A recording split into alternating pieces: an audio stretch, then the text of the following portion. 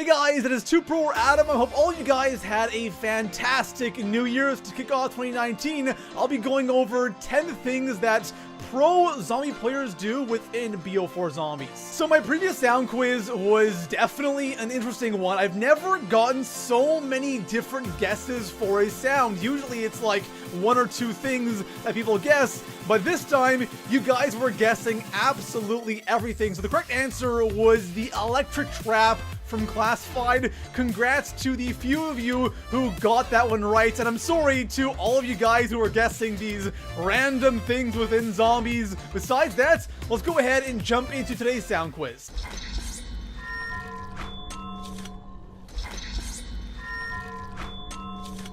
So good luck to all of you with that sound right there. And of course, if you guys are new here and you enjoy the zombies content, smash that sub button. If you are subbed, make sure you have notifications turned on. And besides that, let's go ahead and jump into the first thing that good players do within BO4 Zombies. The first thing that good players understand about BO4 Zombies is the importance of the Bowie knife, because here in BO4 Zombies, things work a little bit differently. The point system is completely different, so the Bowie knife was always important for setting up in previous Treyarch games, but here in BO4 Zombies, it's even more important. I've been playing zombies since World at War, and of course the Bowie knife was added in on Durice, and since then we've had this thing pretty much on every single map, excluding a few, but overall, the Bowie knife has been there, it's been important, and a lot of the bad players in zombies tend to ignore this thing. They tend to save that 3k points in those early rounds and hit the box instead, but spending that 3k points on, say, round 4 or round 5 is so worth it, because the points you'll get back is way more than getting a gun from the box. One argument I hear against the Bowie knife here in BO4 is I'll just throw on the stiletto knife on my Strife pistol and that's a one knife till round 5, I'm good to go. But the thing is, why would you waste 2 attachment slots on that Strife when it's useless after round 5 just by the Bowie knife, and you can get a ton more kills between round 5 and 10, and that means a ton more points. Coming in at the number 9 spot on today's list, I have one of my favorite tricks within BO4 Zombies, and that is the special weapons point trick. So I mentioned this trick on my 10 things you didn't know you could do in BO4 Zombies. Ever since I found this trick out, I've been using it all the time. It is such an incredible way to stockpile points in the early rounds. So with this trick, what I usually do is with my first special weapon charge, which is usually around round 4, round 5, round 6, somewhere in there, I'll run into a horde of zombies that I've grouped up on whatever round I have this thing charged on, and while I'm running into that horde of zombies, I will take out my special weapon. And when you take out your special weapon here in BO4 Zombies, of course, it kills everything around you. So when you do this, it will kill the zombies, you'll get the points for it, and then on top of that, the zombies will respawn so you can kill them twice and get the points twice. Coming in at the 8th spot, I hate that I have to have this on my list because it's such an obvious thing, and that is doing the IX challenges. This is one thing that I notice a lot of people don't do. It really makes me scratch my head because these challenges are so easy and the rewards are so worth it. So if you're somebody that does not do your challenges on IX, even if you're playing, co-op, it's still worth it. Getting that self-revive in both solo and co-op is massive, and of course, as you go up those rewards, getting things like free perks and pap guns is phenomenal. So simply, guys, do your challenges on IX. Coming in at the number 7 spot, we have an amazing trick on Classified that every good player is going to do, and for this trick, all you have to do is go into the main office, which is literally right by the spawn, and it's where the perk location is on the top floor. In the back right corner, there's a glass window with this green curtain.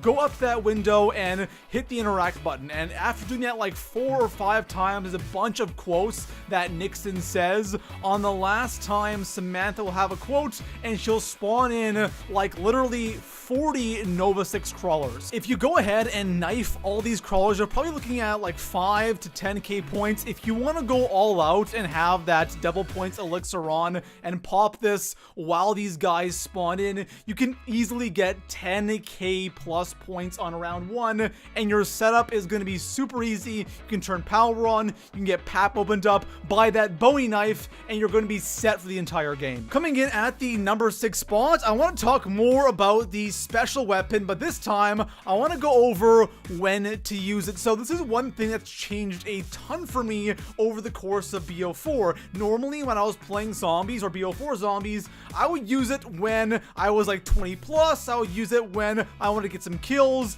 but now I only use this thing when I'm in a really bad situation. If you're somebody that just pops this thing all the time, say you're 20 plus, and as soon as it charges up, you use it right away, there's never that period where it's fully charged and just sitting there. It's great for getting a ton of kills, but if you're ever in a bad spot, you're kind of screwed. And lately, what I've been doing is only using this thing when I am in a bad spot. I'll use it when I get cornered, and then I won't touch it or think about it again until I'm in another bad spot. And I find that using it in only those situations really keeps me alive a lot longer. Coming in at the number 5 spot, this one's gonna revolve around the perks in BO4, because of course we've had a massive change to the perk system within BO4 zombies compared to, you know, World at War, BO1, BO2, and BO3. And in those previous titles, I think one thing we've all been so used to is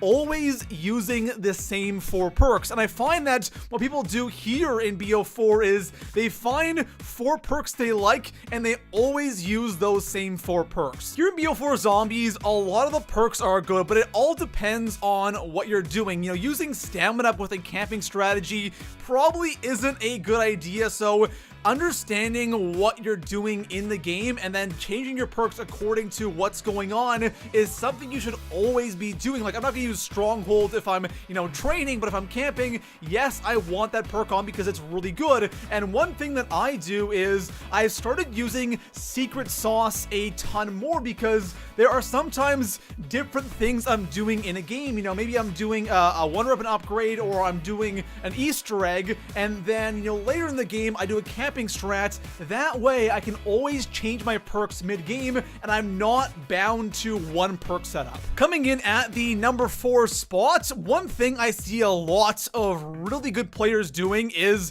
playing Rush, because Rush is a very interesting mode. Not only is it a fun mode, not only is it a fast-paced mode, but it really puts you in some weird and awkward situations that really test your skill. If you're somebody that's kind of written off Rush or never even given it a chance, I highly recommend jumping into a game of solo or playing with friends. Playing online is kind of rough, I'm not gonna lie. I love playing against randoms with Rush, but I always find that I'm lagging like crazy because there aren't a ton of people searching for Rush lobbies, so I end up connecting to a host who's in China or something, and I'm like lagging like a madman. So I do a lot of solo Rush, and it's actually really difficult. You know, you would think it wouldn't be that hard, but as you go on, you get put into some really tough spots, and I kind of realized that maybe I'm not as good as I thought I was. Coming in at the 3 spot, this is a quick one. I just wanted to mention the importance of the anywhere but here elixir. Any good player, any pro player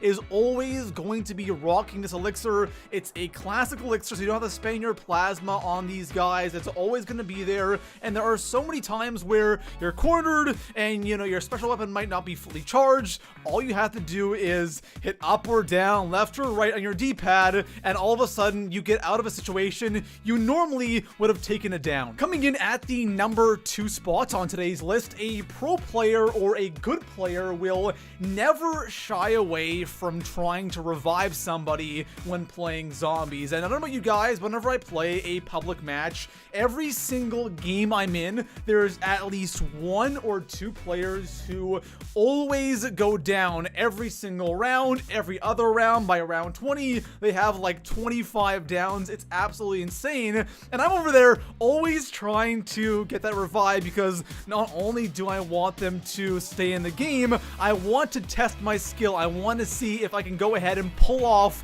all these revives. So if you're somebody that kind of sees people go down and just kind of ignores them, try to go for those revives. It will definitely make you a better player. Finishing things off here in the number 1 spot, the biggest difference between a really good zombies player and a bad, average zombies player, in my opinion, comes down to overall knowledge. What I mean by that is mainly side Easter eggs. There's always on every single map in Treyarch Zombies a couple of little side Easter eggs that I know I do every single game to get a quick boost or a bonus, extra points, free weapons, whatever it might be. And knowing these little things are not only fun, but they can really help you out at the start or in the middle of a game. For example, in this clip right here, I'm doing the bookshelf Easter egg on the night, which I can actually do on round 1. All you have to do is press square on 4 books in a certain order. You can get free points, you can get a free weapon, or elixirs, silver bullets. So there's a lot of different rewards you can get from understanding and learning these side Easter eggs. So if you want to be a really good zombies player, knowing these things are so important. There you have it, guys. Those were 10 things that pro zombie players do within BO4. As long as you guys enjoy the top 10s and zombies content, hit that sub button. And besides that, I'll see you guys in the next one. Peace out.